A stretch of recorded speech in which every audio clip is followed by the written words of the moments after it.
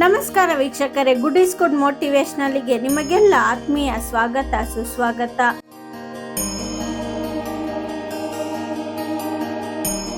ಅಶೋಕವನದ ಮರದ ಕೆಳಗೆ ರಾವಣನಿಂದ ಅಪಹರಿಸಲ್ಪಟ್ಟ ಸೀತೆ ಬಹಳ ದುಃಖಿತಳಾಗಿ ಕುಳಿತಿದ್ದಳು. ಆಗ ಅಲ್ಲಿಗೆ ವಿಭೀಷಣನ ಹೆಂಡತಿ ಸರಮಾದೇವಿ ಬಂದು ಸೀತೆಯನ್ನು ಸಮಾಧಾನ ಪಡಿಸತೊಡಗಿದಳು. ಸೀತೆಗೆ ಯಾರ ಸಮಾಧಾನದ ಮಾತು ಬೇಡವಾಗಿತ್ತು. ಸೀತೆ, ನಾನು ನತದೃಷ್ಟಳು, ದುಃಖಿ, ಶ್ರೀರಾಮನಂತಹ ಪೂಜ್ಯ ಪತಿಯನ್ನಗಲಿರುವವಳು, ನನ್ನೊಡನೆ ಮಾತನಾಡಲು ಏನಿದೆ, ದಯವಿಟ್ಟು ನನ್ನನ್ನು ನನ್ನ ಪಾಡಿಗೆ ಬಿಟ್ಟು ಬಿಡಿ ಎಂದಳು. ಆಗ ಸರಮಾದೇವಿ, ನೀನು ದುಃಖಿತಳು ನಿಜ ಸೀತೆ, ಆದರೆ ನಿನಗಿಂತಲೂ ಹೆಚ್ಚು ದುಃಖಿತಳು ನಾನು ಎಂದಳು. ಈಗ ಸೀತೆಗೆ ಆಶ್ಚರ್ಯವಾಯಿತು. ರಾವಣನ ತಮ್ಮನ ಹೆಂಡತಿಯಾದ ಇವಳು ನನಗಿಂತಲೂ ಹೆಚ್ಚು ದುಃಖಿಯೇ, ಅದು ಹೇಗೆ ಎಂದು ಅವಳ ಮುಖವನ್ನು ಆಶ್ಚರ್ಯದಿಂದ ನೋಡಿದಳು. ಆಗ ಸರಮಾದೇವಿ, ಹೌದು ಸೀತೆ, ನೀನು ನನ್ನ ಭಾವನಾದ ರಾವಣನಿಂದ ಅಪಹರಿಸಲ್ಪಟ್ಟವಳಾಗಿ ನಮ್ಮ ರಾಕ್ಷಸರ ಹಿಂಸೆಯನ್ನು ಅನುಭವಿಸುತ್ತಾ ದುಃಖಿತಳಾಗಿದ್ದೀಯ ನಿಜ, ಆದರೆ ನಿನ್ನ ಮೇಲೆ ಎಲ್ಲರ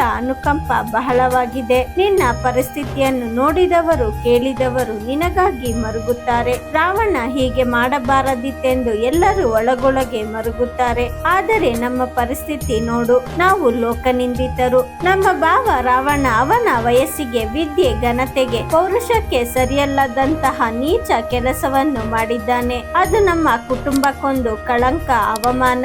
ಲಂಕೆಯ ಜನರೆಲ್ಲರೂ ಒಳಗೊಳಗೆ ನಮ್ಮನ್ನು ತೂಚಿ ಎನ್ನುತ್ತಿದ್ದಾರೆ. ನಾವು ದುಃಖದಲ್ಲಿದ್ದಾಗ ಲೋಕದ ಜನರ ಅನುಕಂಪ ನಮ್ಮ ಮೇಲೆ ಇದ್ದರೆ ಅದೊಂದು ಸಮಾಧಾನ.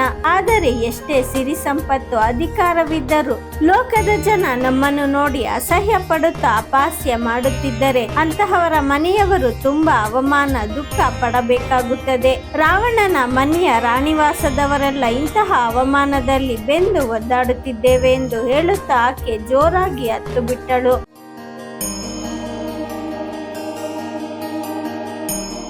ಆಗ ಸರಮಾದೇವಿ ಇನ್ನೊಂದು ವಿಷಯವನ್ನು ಸೀತೆಗೆ ಹೇಳುತ್ತಾಳೆ. ನನಗೊಬ್ಬಳು 9 ವರ್ಷದ ಮಗಳಿದ್ದಾಳೆ. ಅವಳನ್ನು ಕಂಡರೆ ನನ್ನ ಭಾವ ರಾವಣನಿಗೆ ಬಹಳ ಪ್ರೀತಿ.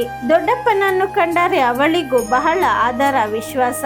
ಆದರೆ ನಿನ್ನನ್ನು ಕದ್ದು ತಂದ ಮೇಲೆ ಅವಳು ಹೇಳುತ್ತಾಳೆ, ಅಮ್ಮ, ದೊಡ್ಡಪ್ಪ ಸೀತೆಯನ್ನು ಕದ್ದು ತಂದ ಮೇಲೆ ನನಗೆ ಅವರನ್ನು ಕಂಡರೆ ಇಷ್ಟವಾಗುತ್ತಿಲ್ಲ.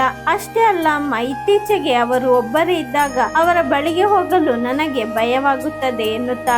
ನೋಡು ಸೀತೆ, ನಾವು ಯಾರ್ಯಾರಿಂದ ಎಂಥ ಮಾತುಗಳನ್ನು ಕೇಳಬೇಕಾಯಿತಲ್ಲ. ಈಗ ನೀನೇ ಹೇಳು ಸೀತೆ, ನಿನಗಿಂತ ದುಃಖಿಗಳು ನಾವೇ ಅಲ್ಲವೇ ಎಂದಳು. ಸೀತೆಗೆ ಅವಳು ಹೇಳಿದ ಮಾತು ನಿಜವೆನಿಸಿತು. ಎಲ್ಲದಕ್ಕೂ ಕಾಲವೇ ಉತ್ತರಿಸುತ್ತದೆ ಎಂದು ಸಮಾಧಾನ ಪಡಿಸಿದಳು. ಮೇಲಿನ ಕತೆ ನಿಜವಿರಬಹುದು ಅಥವಾ ಕಾಲ್ಪನಿಕವಿರಬಹುದು, ಆದರೆ ತಪ್ಪು ಮಾಡಿದವರ ಮನೆಯವರ ಪರಿಸ್ಥಿತಿಯಂತೂ ಇದಕ್ಕಿಂತ ವಿಭಿನ್ನವಾಗಿ ಇರಲು ಸಾಧ್ಯವೇ ಇರದು. ಈ ಕತೆ ನಿಮಗೆ ಇಷ್ಟವಾಗಿದ್ದರೆ ಲೈಕ್ ಮಾಡಿ, ಶೇರ್ ಮಾಡಿ. ಇನ್ನು ನಮ್ಮ ಚಾನಲ್ಗೆ ಸಬ್ಸ್ಕ್ರೈಬ್ ಆಗಿಲ್ಲ ಅಂದ್ರೆ ಸಬ್ಸ್ಕ್ರೈಬ್ ಮಾಡ್ಕೊಳ್ಳಿ. ಇನ್ನು ಹೆಚ್ಚಿನ ವಿಡಿಯೋಗೋಸ್ಕರ ಬೆಲ್ ಬಟನ್ ಕ್ಲಿಕ್ ಮಾಡಿ. ಧನ್ಯವಾದಗಳು.